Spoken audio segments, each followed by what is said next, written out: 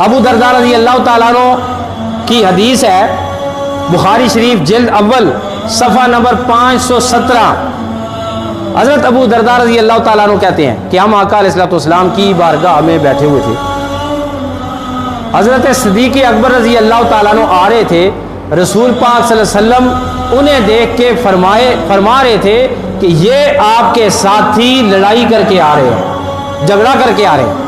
जब हज़रत सिद्दीक़ अकबर रज़ी अल्लाह ताला अन्हु पहुँचे आका अलैहिस्सलाम की बारगाह मुक़द्दस में, अस्सलामु अलैकुम कहा। इज़्तिराब में, परेशानी में, गम में, तकलीफ़ में आपका कपड़ा उठा हुआ था, आपका घुटना नज़र आ रहा था, इसका एहसास आपको नहीं था। आका अलैहिस्सलाम ने पूछा क्या हुआ है? हज़रत अबू बकर सिद्दीक़ रज़ी अल्लाह ताला अन्हु ने कहा, या रसूल अल्लाह सल्लल्लाहु अलैहि वसल्लम, मेरे और इब्ने खत्ताब के दरमियान कुछ बातचीत हो गई थी। आका अलैहिस्सलाम ने फरमाया क्या बातचीत हो गई थी?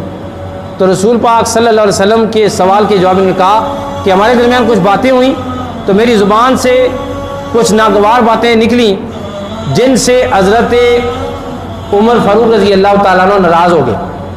फिर क्या हुआ? फिर मुझे शर्मिंदगी हुई, एहसास हो गया मैंने गलती की है। तो या रसूल अल्लाह सल्लल्लाहु अलैहि वसल्लम, मैंने फ़ौरन हज़रत उमर से माफ़ी मांगी, लेकिन उन्होंने मुझे माफ़ी देने से इनकार कर दिया। आका अलैहिस्सलाम सख्त नाराज़ हुए और आपने फरमाया, ए अबू बकर, अल्लाह तुम्हें माफ़ फरमाए। ए अबू बकर, अल्लाह तुम्हें माफ़ फरमाए।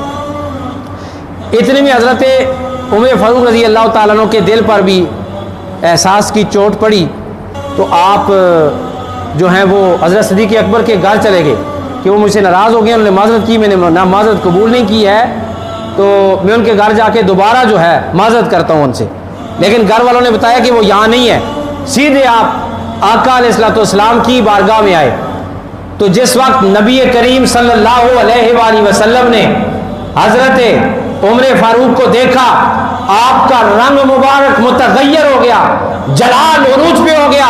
जिस वक्त सिद्दीक़ अकबर ने देखा कि उमर फ़ारूक को देख के मुस्तफ़ा का रंग उरूज पे पहुंच गया है, कहीं कोई ऐसी वैसी बात ना हो जाए जिससे मेरे भाई उमर की दुनिया भी खराब हो जाए, आखिरत भी खराब हो जाए, उन्होंने अपने घुटनों के बल खड़े होके हाथ जोड़ के नबी करीम सल्लल्लाहु अलैहि वसल्लम की बारगाह में अर्ज की, या रसूल अल्लाह सल्लल्लाहु अलैहि वसल्लम, मेरे माँ बाप पर कुर्बान हो, हम जब लड़ रहे थे तो कसूर मेरा ज्यादा था।